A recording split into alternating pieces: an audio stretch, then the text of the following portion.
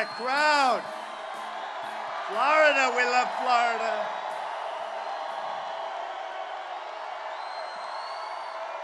And we love NASCAR, right? We love NASCAR. What a great crowd. So you have 3,000 people. They're coming in as we speak. This place is packed. Thank you. Thank you. Thank you. So I just want to tell you the campaign is doing really well. It's never been so well united. And we started on June 16th. I would say right now it's the best in terms of being united that it's been since we began. We're doing incredibly well. We're leading in the state of Florida. You saw the poll. We're leading in Ohio. We're about tied in Pennsylvania, but I think we're going to be leading the next time. So I think we've never been this united, and I just want to thank everybody for being here. This is incredible. This is incredible. So remember this, and it's really pretty incredible. I got up this morning and I pick up the papers, and then I turn on the news and I see $400 million being shipped in cash.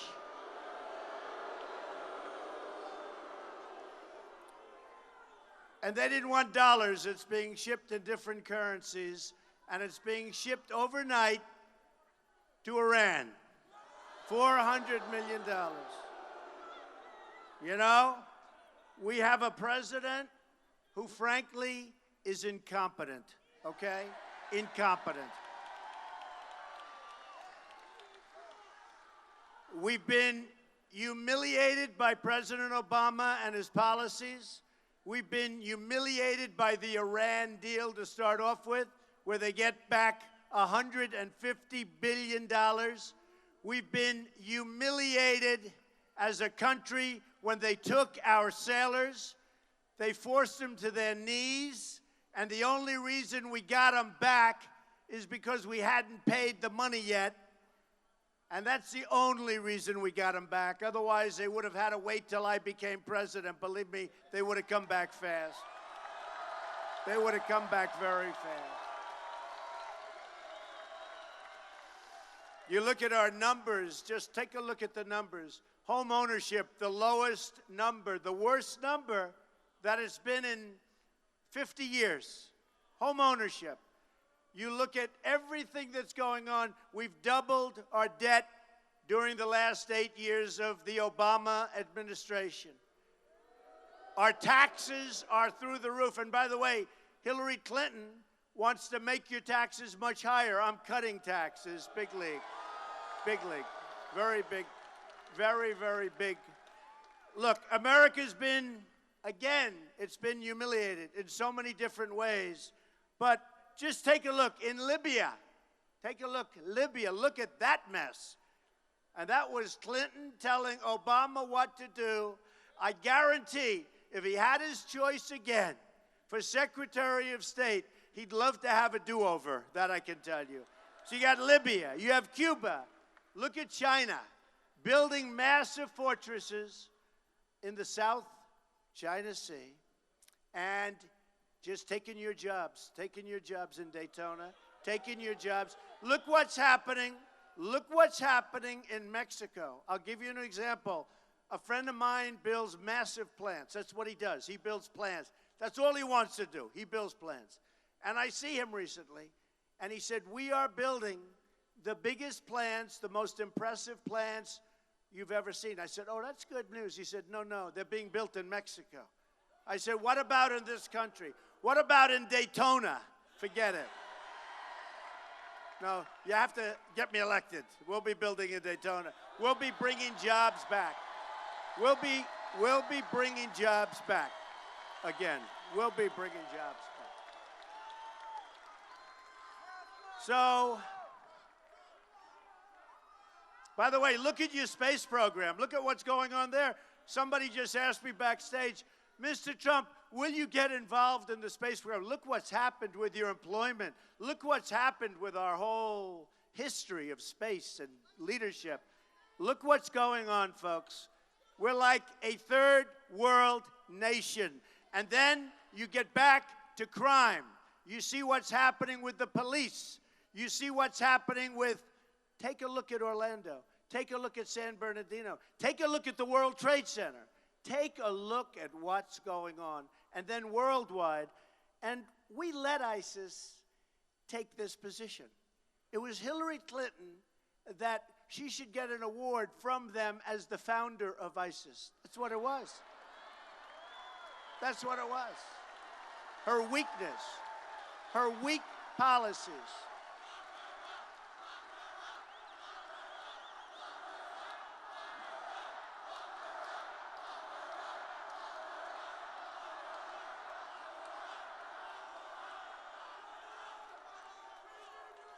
Then on television this weekend, Hillary Clinton, in asking, she's asked a pretty simple question. Anybody could have answered it.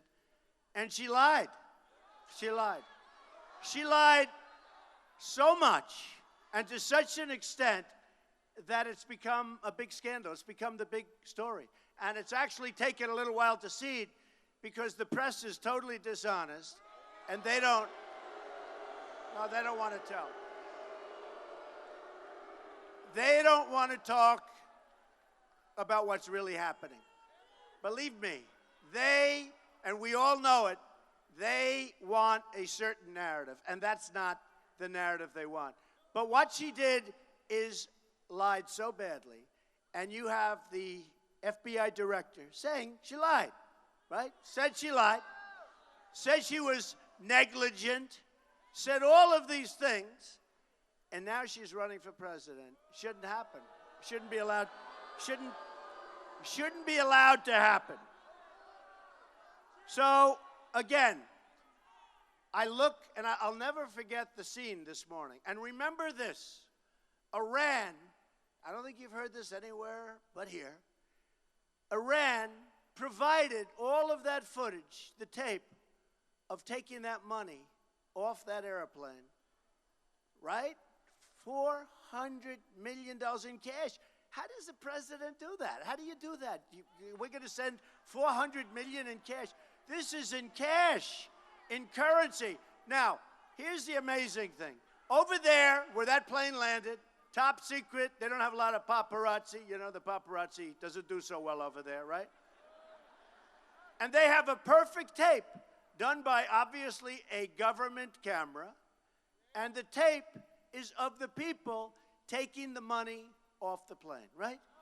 That means that in order to embarrass us further, Iran sent us the tapes, right? It's a military tape. It's a tape that was a perfect angle, nice and steady, nobody getting nervous because they're going to be shot because they're shooting a picture of money pouring off a plane.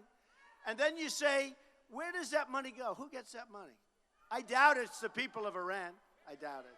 But you say, who gets the money? Then you also say, who's authorized to give cash?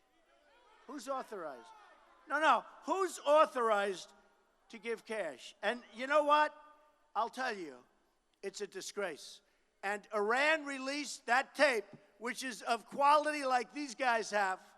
Iran released that tape so that we will be embarrassed. And 2 days ago, one of their tops said, we don't care about the deal with this country, with the United States. We're going to do whatever we want. Said it. Scornfully said it. We're going to do whatever we want. We're not going to abide by any deals. Who does the United States think we are? Look, they were in big trouble. They had sanctions. They were dying. They were in big trouble. They probably eventually would have collapsed. And we took off the sanctions, and we made this horrible deal. And now they're a power. They've gone from being in deep, deep trouble. Iran is now a power. And they're going to have nuclear weapons much sooner than you think. And they have plenty of money, and they have plenty of everything now. You know, we're fighting in Yemen, and we're fighting them. Everybody's fighting. We're fighting all over. But we're fighting them. And they don't want Yemen. They want the border of Saudi Arabia because they want the oil in Saudi Arabia, right? They want the oil in Saudi Arabia. So they're fighting for Yemen and back and forth. But we're on the other side of the fight. And the question was asked to Secretary Kerry, And this was something all started by crooked Hillary Clinton. This was all started. This was all started by Hillary Clinton. Everything was started by her. They relied on her. They relied on her. So what happens is you ask the question, why didn't you settle Yemen as an example? Why didn't you get something settled in Syria as an example where we're fighting? They're backing Assad. Why didn't we settle? And you know the answer was, it was too complicated. No, think of it. That was the answer. It was too wow, there's a lot of people here. Yeah. There's a lot. Yeah.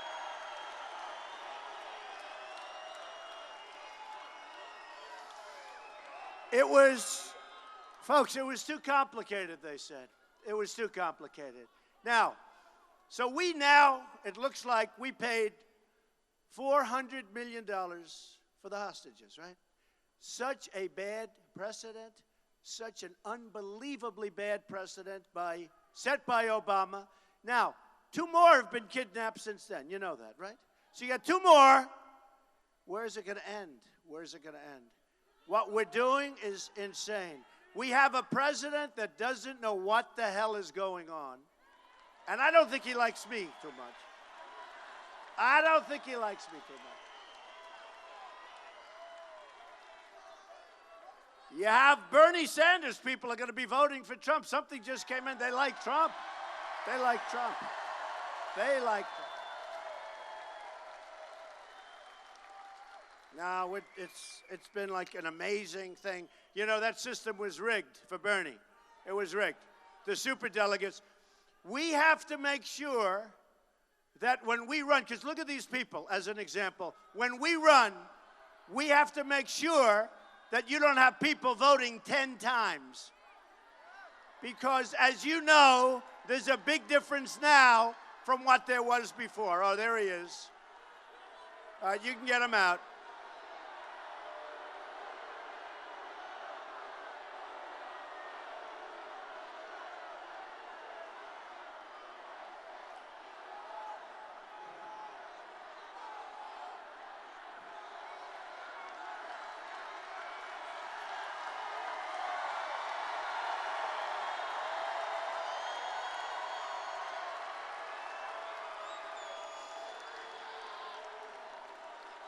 You know what that is? That's the final remnant of Bernie's protesters. That's it. Final. You know, they used to send the protesters, and here's the good thing. In all fairness, Bernie's people had spirit, and they would come, and they would protest, and I love those people because they'd always show how big the crowd is, because the cameras never move. The cameras aren't showing up there. Watch. You know, you'll see like 3 rows. They don't go. But when you have a protester, the cameras, they turn like pretzels, right? They turn like pretzels. So that is, we're getting down to the final remnants. You know, we don't have it. It's not like the old days. Now we have bigger crowds. They have bigger crowds today than we've ever had. We've always had the biggest crowds. It's a movement. We're going to get rid of Obama. We're going to get rid of Hillary. We're going to get rid of crooked Hillary Clinton. Going to be gone. So, wouldn't that be embarrassing to lose to crooked Hillary Clinton? That would be terrible. You know, the historians and the certain pundits, they say what we've done as a group, because we've done it. This is our movement, everybody. I mean, many, many times on the cover of Time magazine over the last year. But I'll tell you what, if we don't make it all the way, think of it. If we don't make it all the way, it's sort of been a waste of time, don't you think? It's like, I mean, you know, I'll tell you, Bernie Sanders should not have done what he did. He should have gone out, probably shouldn't have gone to the convention. How angry was he at that convention? Did you see his wife? Nice woman. She's patting him on the back, and he's angry. And she went, whoa, whoa. He was angry. He was an angry man.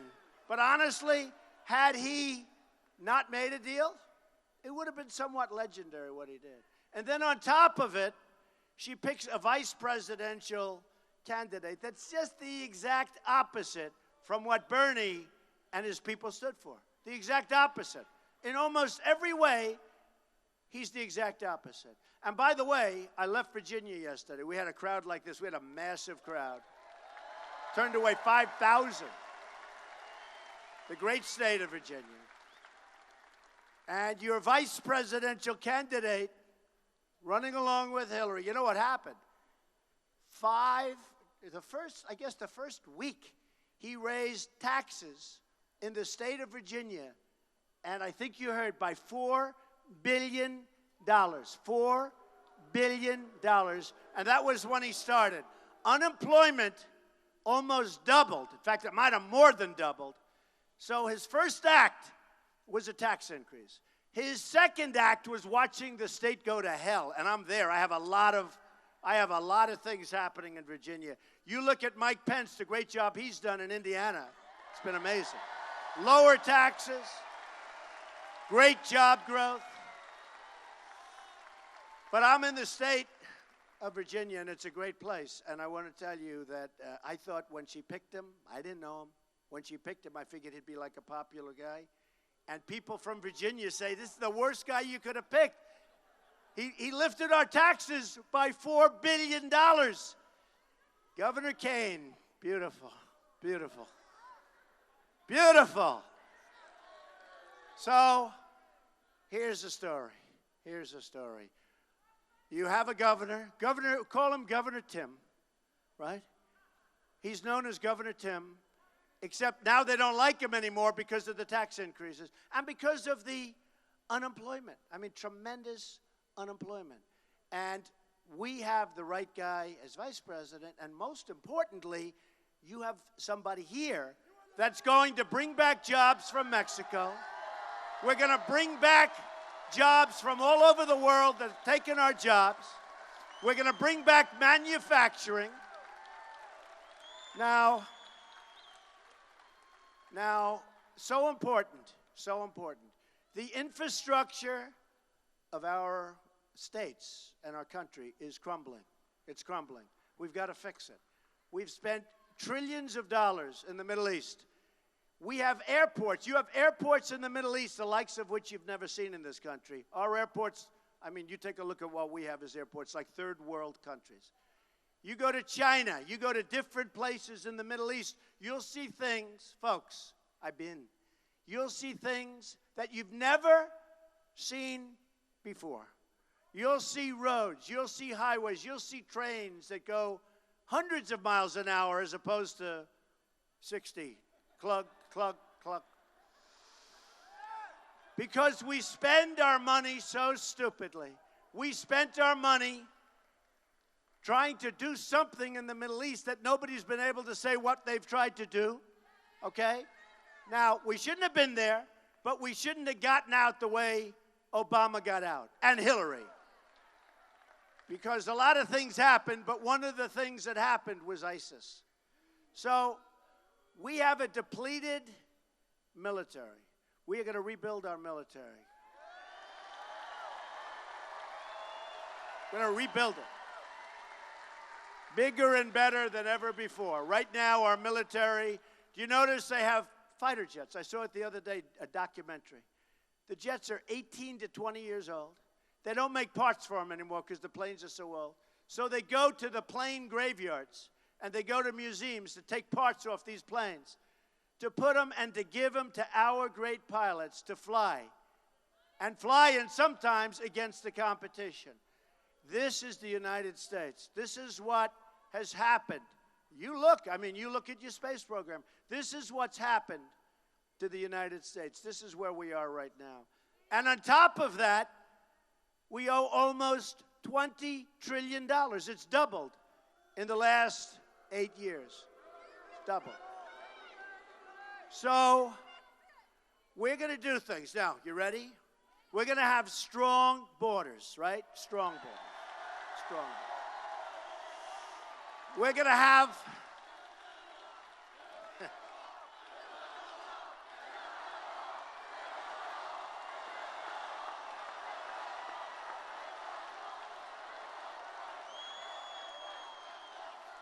We're going to have a wall, folks. We're going to have a serious wall. It's a high ceiling. That'll do. That'll do. Remember when the former president of Mexico would say, we're not going to let you build the wall, right? Then, about 2 months ago, he said, there's no way we're going to pay for that F wall, right? They used the F-bomb. They used the F-bomb on live television. And I said, boy, is he in trouble. He just used the F-bomb on live television. I said, I can't believe it. But he used it. And can you imagine if I would have used it? Would have been the electric chair. If I would have used it, it would have been the electric chair. So he used the F-bomb. And I said, well, that's okay. Because he used to sit there and say, there's no way you'll have the wall. Now he says there's no way that they will pay for the wall, okay? That means he knows the wall is going to happen. True. You know, when I won the state of New Hampshire, it was a beautiful thing, and I went and I got to know the people so well. And I said, what's your biggest problem? They said, heroin. They said heroin. They said heroin. I said, what? They said heroin. You know, it just doesn't seem to go. The beautiful trees and streams and rivers and little beautiful roadways and incredible people. And their youth is being poisoned. And their people are being poisoned. And you have the same thing here. They all have it. They all have, everybody has it. But you have the same thing here. You have it all over the country. And the drugs are pouring in mostly from the southern border. And we do nothing about it. 16,500 special people, just like incredible people. The Border Patrol agents have endorsed Trump. They've never endorsed anybody before. Sheriff Joe, you know Sheriff Joe, tough cookie, Sheriff Joe Arpaio, he endorsed Trump. Now we're gonna have a real border. We're gonna have a real border. It's going to be a border that you're going to be proud of, but it's going to be a border where people can come into our country, but they're going to come in legally through a process. They're going to come in, and they're going to come in legally. We're going to have great people come into our country. We're going to have great people. So Hillary Clinton wants to allow 550% more people coming in from Syria and other places that we have right now. And when you look at what's going on, folks, you know, we can be politically correct. We can be very nice. We can do all of these things. But look, when you look at what's going on right now, we can't take it. We can't take it. We've got to stop being the stupid country run by very stupid people. We've got to stop. We've got to stop. Look at the tremendous difficulty that we're having. So I said to a friend the other night, who's actually a Democrat, always votes Democrat, but I know he's voting here. We're going to have a lot of switch. We're going to have a lot of people switching over. In New York during the primary, I mean, the biggest problem we have is a dishonest press. Dishonest press. You know, it's so dishonest. It's the single biggest problem we have in terms of victory because they put a false spin on everything. For instance, they don't say we have, now it's almost getting to where it's full because I just see, but they don't say that we have thousands of people outside trying to get in. They don't say the crowd that's here. Every time I go home, my wife will ask, how was the crowd? I'll say, it was amazing. I said, didn't they show it? They never show it. They don't show it.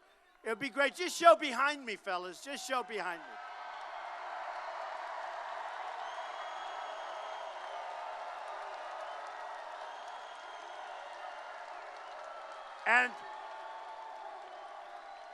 And what they don't know is that's the small part of the group. And let me tell you, they're the smart ones. See, you people think you have the best location, but they're the ones that are going to become famous because they'll be on television, okay? Right? Right? So anyway. So he's a Democrat. He said, I'm voting for you. He's going to vote for me. It's shocking because this guy's seriously wrong about things. But you know why he's voting for me? Supreme Court justices. You have no choice. We're going to put great people on the Supreme Court. If Hillary puts her people on the Supreme Court, okay, like, who knows? Elizabeth Warren maybe will go. Maybe. Pocahontas. They'll put Pocahontas. What an insult to Pocahontas, isn't it? I apologize, ladies and gentlemen, to Pocahontas. But she will put people so far left that our country will become Venezuela. Big version, Venezuela, believe me. So let me just tell you that Supreme Court Justices, Judge Scalia, great guy. Nobody thought this was going to happen. So you could have 3, you could have 4, you could even have 5. There's a possibility. Probably more justices than any president has ever picked in one term. So the truth is, I tell people, you don't like me, but you have no choice. You have to go for me. I'm sorry. And they'll say, we don't like you, but we have to go for you. But most people like me, which is very nice. The other reason, so Supreme Court, remember this, November 8th, you got to get out there, Supreme Court judges. And you know, it's interesting, I have a great group of people headed up by Karen. Where's Karen? She's great. Where is Karen? She's amazing. Look at her, she's a star. You know, and by the way, I endorsed Marco Rubio. He endorsed me. He's doing well. Go for Marco, all right? But we had a very, very tough battle in Florida, and tremendous amounts of money was spent on me. Tremendous.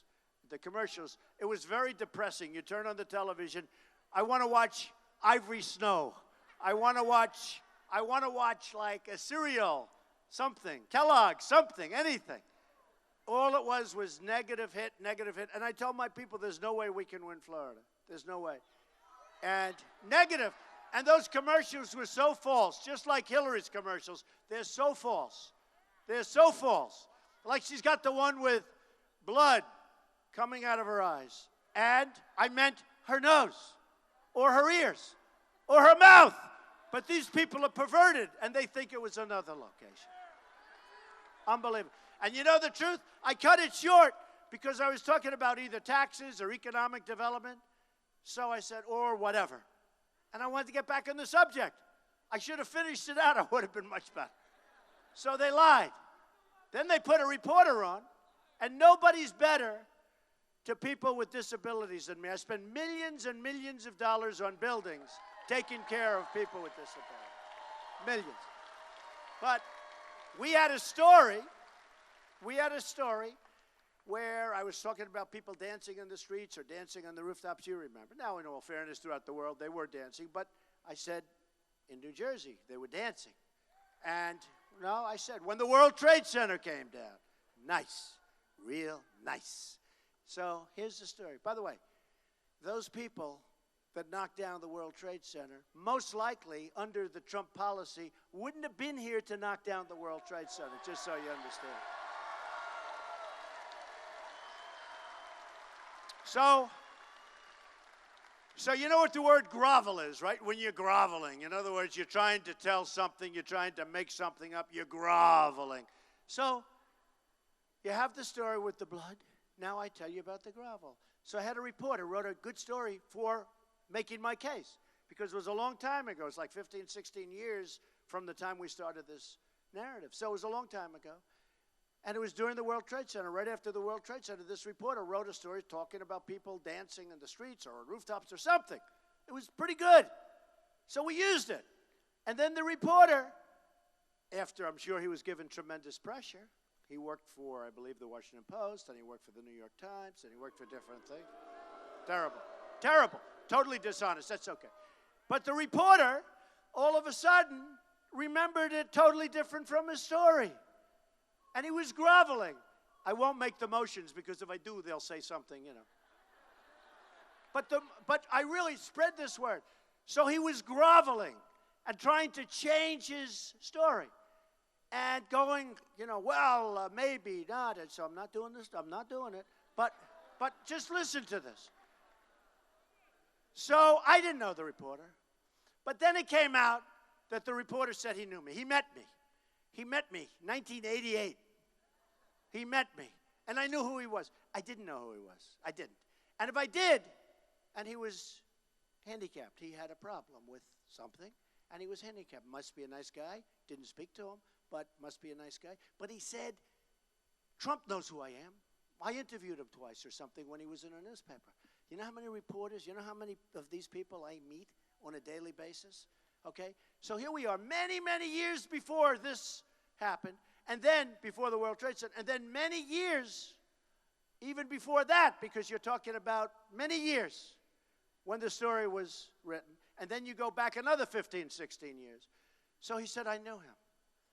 And I knew that he was, I knew exactly what he looked like, okay? Now here's the story, folks. I didn't know him. And if I did know him, nobody, remember what I said, people with disabilities, I spend millions of dollars on ramps, on all sorts of things and buildings. In some cases, many cases, things I don't have to do. But I am a tremendous fan. So they put up this phony ad, Hillary Clinton, and they show him. The word was groveling, and what I was talking about was groveling. So those are two of the things. Then they do another ad. When I went to Scotland, I wanted to see what kind of a job my boy did, Eric, because he rebuilt Turnberry. Eric!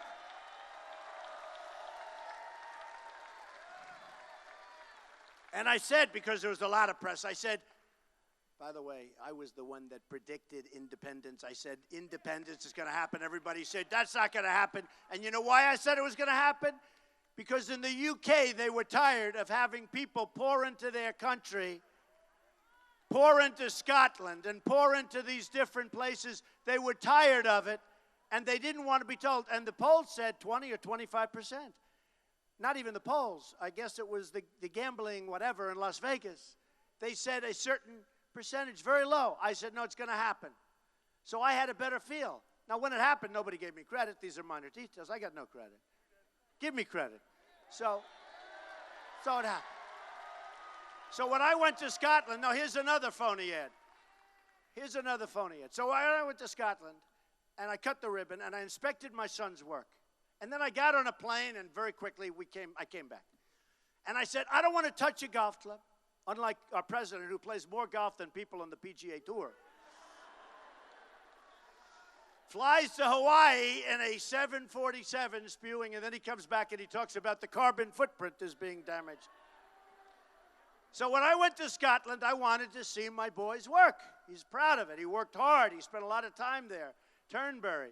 So I went there, I inspected, I did this. Essentially, I was there for a day, less. I came right back. And I said, I don't want to hold a golf club. I do not want a picture of me holding a golf club. Not that there's anything wrong with that, but I don't want that picture. So they say, Mr. Trump, would you like to hit the first ball? No, keep the club away from me. Keep it away. And I like to play golf. You know, I'm a good golfer, believe it or not. People are shocked. People are shocked. But so I should play Obama for the presidency. I'll do it.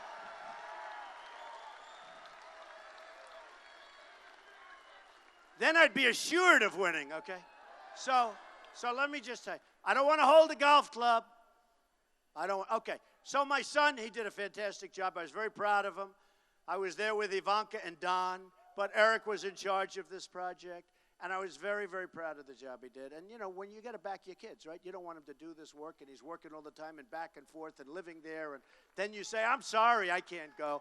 As parents, we have to back our children, right? So anyway, I went to Scotland. I was there for a very short period. I came right back, right? Long flight, came right back. And I see an ad by crooked Hillary Clinton. And they have me talking about two things. I was asked a question at the news conference. And it was, what would happen if, you know, they break up? I said, well, I think what will happen is your money will go down, your pound will go down, And I said, that's a good thing for Turnberry. They said, would it be a good thing for Turnberry? I said, yeah, that's a good thing for Turnberry. Okay. They didn't put the question in. They only put the answer, so everyone thought I was talking about that. Then they had me hitting a golf ball from a clip that's 2 years old. They took it.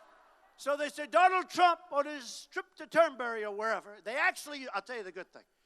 The guy in Turnberry calls me up. Mr. Trump, sir, did you take a commercial? I said, no. Business is pouring in.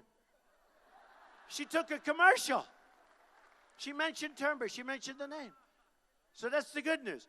The bad news is, just like the other two stories I told you, the bad news is that it was a lie. It was a typical Hillary lie.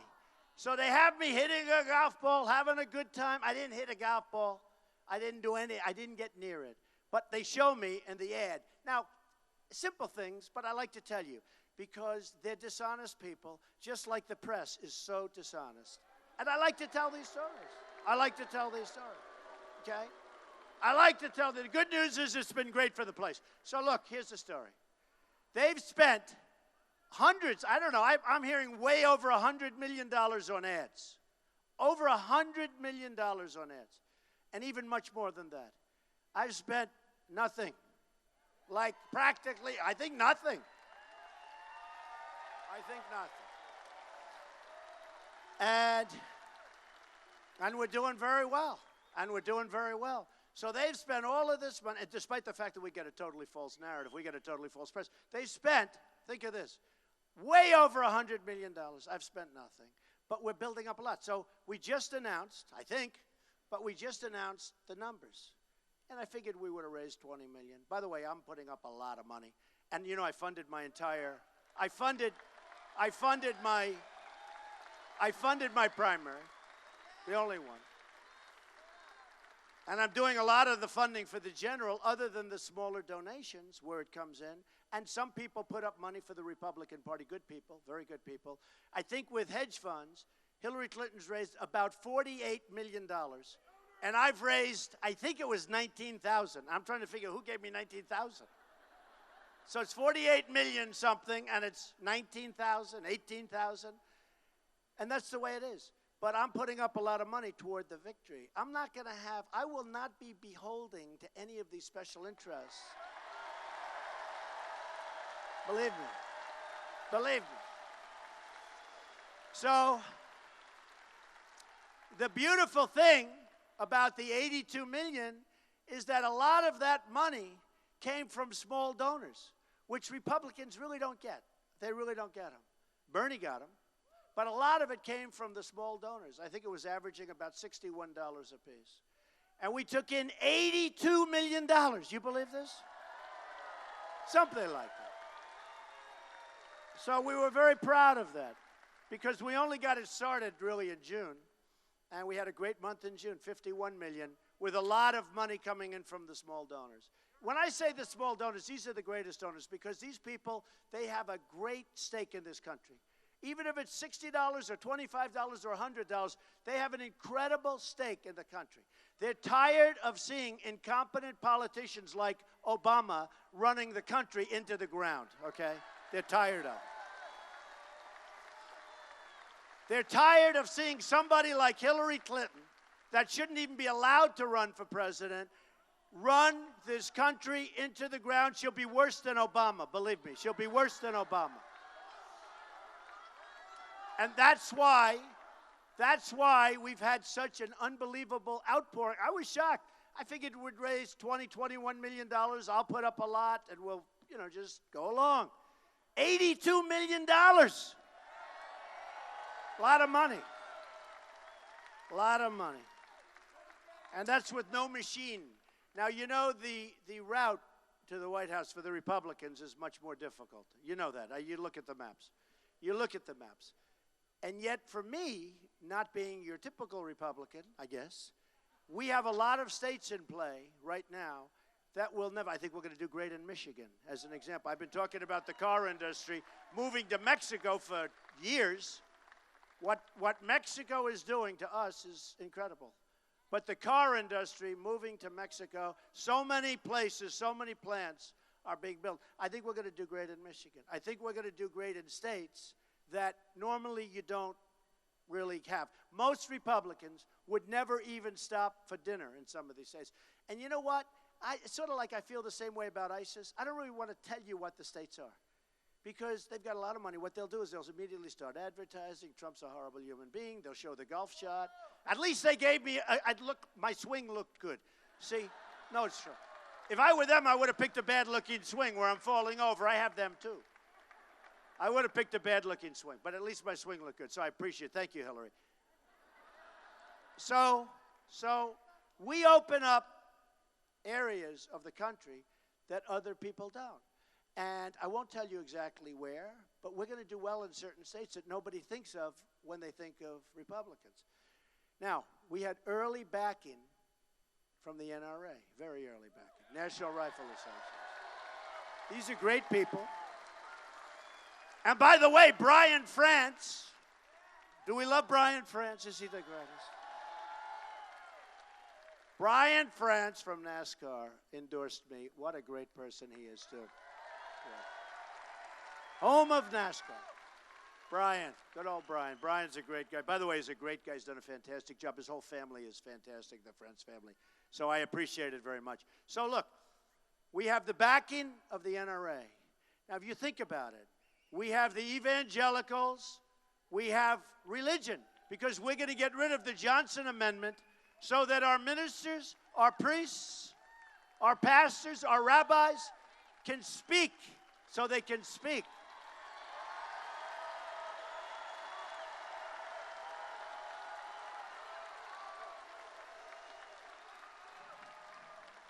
So important. So here's the way I look at it. We have the justices, we have the NRA, we have the evangelicals and people of religion. We have unbelievable support beyond what anybody's seen. Now, if they all go up and vote, you can't lose. You can't lose. They have to vote. Because I'll give you an example. For the NRA people, National Rifle, for the NRA people, they are essentially going to try and take away your guns, okay? Meaning they're going to take away your safety. That's what's going to happen, folks. Let them put on a couple of judges, and you watch what happens with your second. You just watch what happens with your Second Amendment, okay?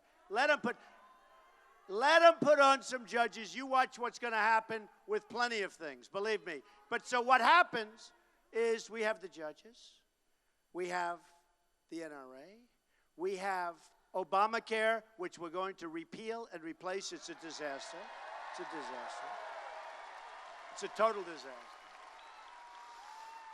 So we have countries that are making an absolute fortune on trade against us. China, $500 billion trade deficit. Mexico, fantastic trade deficit. That's why they're going to pay for the wall. Because the wall is peanuts compared to the trade deficits we're talking. The wall is peanuts. That's going to be one of the easy negotiations, believe me. The wall is a tiny fraction. And you know the funny thing? If Mexico, and I have many Mexican people working for me, they're fantastic people, they do great. Thousands over the years, thousands and thousands. They're great people. But the problem is their leaders are too smart for our leaders because they're killing us at the border and they're killing us on trade. You want to see a trade deficit, take a look at the trade deficit we have with Mexico. So when the politicians come up and they say, first they used to say, you're not really going to be able to build a wall. Yep, just about as high as that ceiling, okay? A real wall.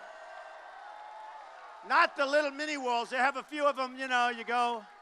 If you're too lazy to drive around because they don't connect, you know, minor things like they don't connect.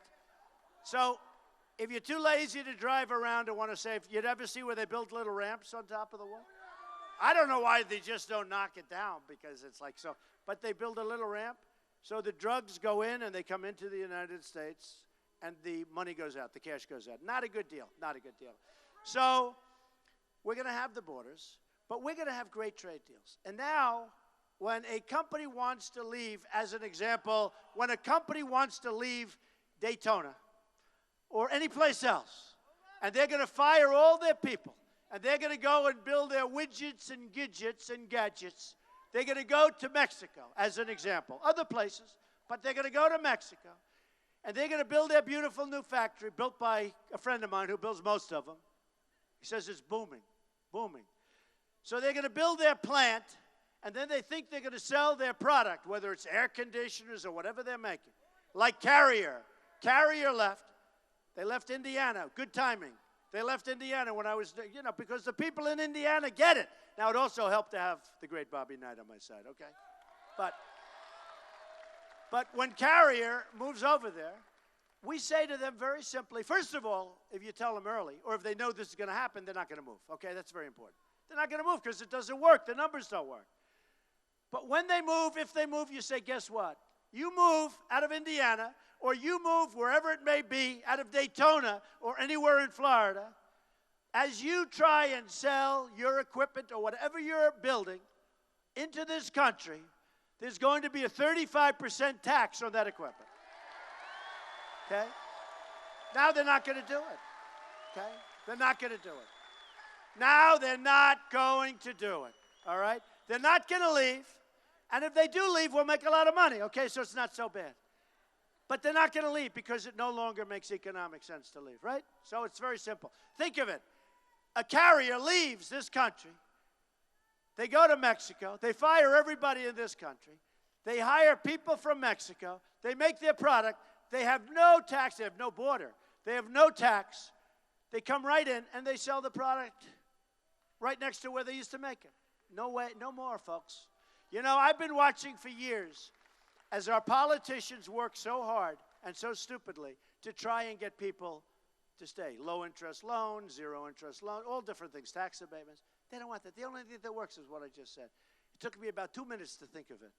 Because when they hear this, it no longer works, so they're going to stay. So we're going to have our companies coming back to this country. We're going to start making things in Daytona, in Virginia, in Ohio, in Pennsylvania, in all of these places where we're getting clobbered. Where we're getting clobbered. All of these places where we're getting clobbered. So we're going to start making product again, folks. And it's a big deal. Now, somebody would say, well, maybe the product's going to cost more. I said, actually, it probably won't. It probably won't. But let me tell you, if it did, but we're going to have a lot of jobs. You see? So maybe it'll cost a little bit more, but you're going to have jobs. I don't think it's going to cost more, and I think you're going to have jobs. Okay? So I don't think it's going to cost more, and I also think it's going to have jobs. So that's having to do with trade. So we're bringing back our trade.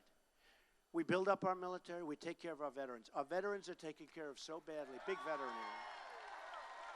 Our veterans are being treated so badly. We have illegal immigrants that are treated far, far better than our veterans. They stand online. They stand online for days. The suicide rate per day is so astronomical, I'm not even going to tell you what it is. It's actually hard to believe. A lot of it is because they can't get medical attention. Sometimes if they could see a doctor, they wait 6, 7 days. Can you imagine going to your doctor and having to wait 7 days? And then they get there and the doctor says he's going on vacation. Just think of this. A simple procedure, a simple pill, a very easy operation, and you live. The people are dying waiting online. They're actually dying waiting online, and the suicide rate is crazy. It's crazy. We're going to take care of our veterans. We're going to take care of them.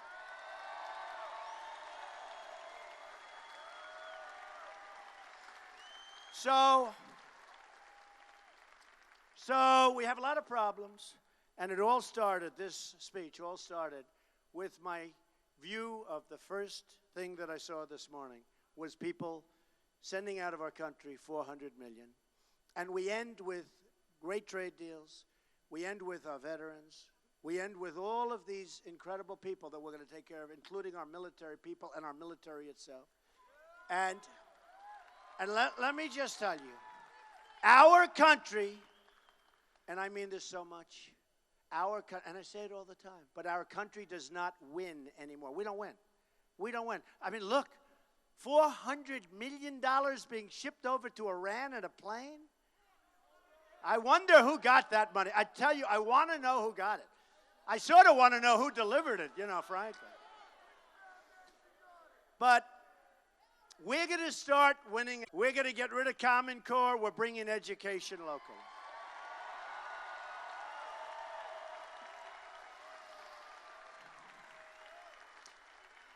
We're going to win so much that I'm going to get a call from the great Brian France. And he's going to say, Donald, I have to see you. And I'll say, don't call me Donald, call me Mr. President. Now I'm old. And he'll say, Donald, I have to see you. The people of Daytona and the people of Florida are devastated. You're winning too much. We're making too many great trade deals. The money is pouring in. The jobs are pouring in. They're not used to it. Donald, we have to slow it down. It's too much. We're not used to winning like that. Please, Donald, slow it down. And I'll say, Brian, under no circumstances, we're going to speed it up. We're going to start winning again. We're going to bring our jobs back. We're going to fix up our military. We're going to take care of our vets. We are going to start winning again. We are going to make America great again. Thank you, everybody. Thank you, everybody. Thank you. Thank you. Thank you.